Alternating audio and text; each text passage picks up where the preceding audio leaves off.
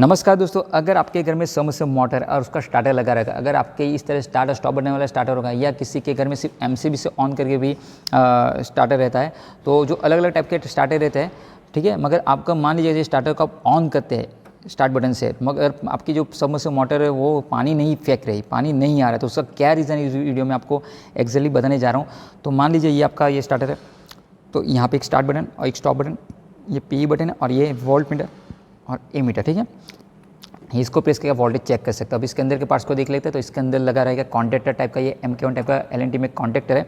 तो सबसे पहले आपको क्या करना है, यानी आपको ये जानना है पानी क्यों नहीं आ रहा है। तो सबसे पहले हम फाइंड करेंगे ये स्टार्टर तो ख़राब नहीं है, ठीक है। तो वो उसके लिए आपको क्या करना है कि सबसे पहले ये फेज़ न्यूट्रल, मैंने देखिए फेज़ और न्यूट्रल यहाँ पे दे के रखा है, तो हम सप्लाई देंगे और आउटपुट चेक करेंगे। अगर यहाँ से हमको आउटपुट मिल रहा है, ये आउटपुट वहाँ पे जो एक्जैक्टली जो जितना सप्लाई दे रहा है उतना मुझे आउटपुट मिल जाएगा, तो ये आपका कॉन्टेक्टर ओके है, ठीक है।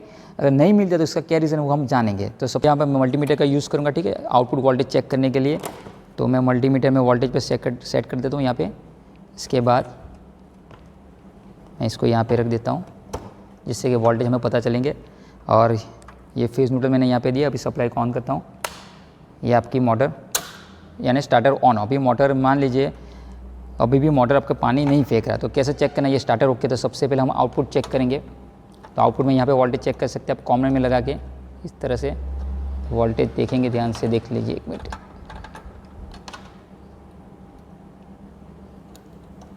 तो मुझे शो कर 240 236 एक कॉमन रहेगा और एक स्टार्टिंग रनिंग वाइंडिंग का तो 250, ठीक है। तो इतना वोल्टेज आपको मिलना चाहिए, ठीक है।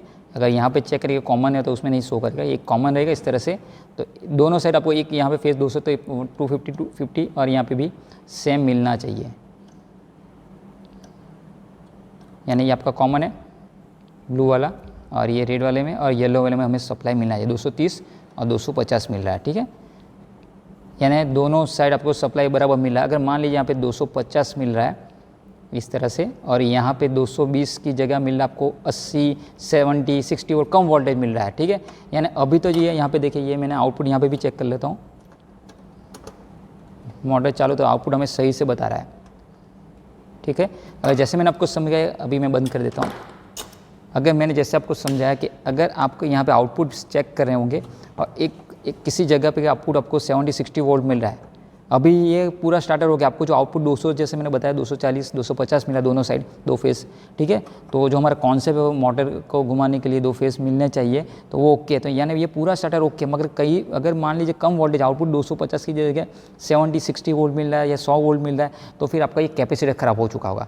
तो आपको ये कैपेसिटर चेक करना पड़ेगा वो कंडीशन में, ठीक है। अगर मान लीजिए यहाँ से आउटपुट ठीक तरह से जा रहा है, तो दूसरा जो इशू है कि ये ओके, तो फिर आपकी मोटर की जो वाइंडिंग है वो ख़राब हो जाती है, मोटर ख़राब हो चुकी होगी या बॉडी के शॉर्ट हो जाती है, उसकी वजह से भी मोटर आपकी पानी नहीं फेंकेगी, ठीक है। तो फिर आपको मोटर को चेक करना पड़ेगा। ये पोर्शन के बाद आपको मोटर को चेक करना पड़ेगा। अगर ये पूरा ओके होगा तो फिर आपको मोटर को चेक करना पड़ेगा। अगर इसके अंदर फॉल्ट रहेगा, फॉल्ट होगा, जैसे मैंने सबका समझेगा वोल्टेज कम आ रहा है, तो आप कैपेसिटर बदल दीजिए चेक करके।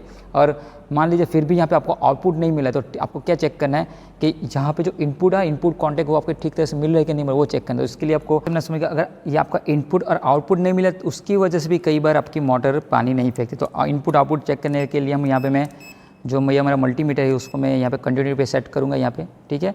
और आपका बीप का साउंडिंग आना चाहिए, इस तरह से हम चेक कर लेंगे, ठीक है। तो इसको मैं यहाँ पे रख देता हूँ और ये यहाँ पे एक लगाएंगे इस तरह से, एक यहाँ पे और एक जो इनपुट है यहाँ पे, ठीक है। अगर आप देख सकते हैं इनपुट और आउटपुट इस तरह से हम लगा के चेक करेंगे। तो मैं यहाँ पे लगा रहा हूँ और जो प्लंजर है आपका,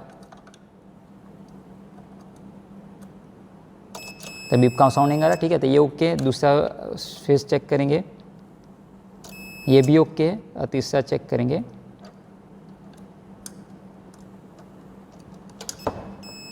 तो तीसरा भी हो गया, ठीक है। अगर मान लीजिए अगर इनपुट आउटपुट नहीं जा रहा है, कई बार ये नीचे के जो टर्मिनल वो लूज़ हो जाता है, उसकी वजह से भी कई बार क्या होता है कि आपका आउटपुट नहीं निकल रहा होता है यहाँ पे। तो आउटपुट नहीं आ रहा है तो फिर आपको यहाँ पे ये कॉन्टैक्ट साफ कर देना है, ठीक तरह से टाइट कर देना टर्मिनल को, तो आपका जो प्रॉब्लम है वो सॉल्व हो जाएगा, ठीक है। तो इस तरह से आप मोटर अगर आपकी ऑन करते हैं यहाँ पे स्टार्टर में और पानी नहीं फेंक रही, तो इसका आप सॉल्यूशन अपना भी खुद ही कर सकते हैं, ठीक है। अगर मोटर के साथ इशू आएगा तो फिर आपको वो टेक्नीशियन को बुलाना पड़ेगा। यानी जैसे मैंने आपको समझाया, अगर आपका यहाँ इस तरह से आप चेक करेंगे, सबसे पहले आपका आउटपुट चेक करने लाना यहाँ पे इसके नीचे का जो भी, ठीक है। अगर आप आउटपुट चेक करेंगे और आपका आउटपुट ओके आ रहा है तो ये स्टार्टर में कोई भी प्रॉब्लम, तो फिर मोटर में इशू होगा, तो मोटर को मेगा टेस्ट करना पड़ेगा और वाइंडिंग चेक करनी पड़ेगी, ठीक है, मोटर ये ख़राब हो चुकी होगी। अगर यहाँ पे कम वोल्टेज आ रहा है तो फिर कैपेसिटर बदल दीजिए, और वोल्टेज ज़रा भी नहीं आ रहा है तो फिर यहाँ पे ये कॉन्टैक्ट चेक कर लीजिए, ठीक है।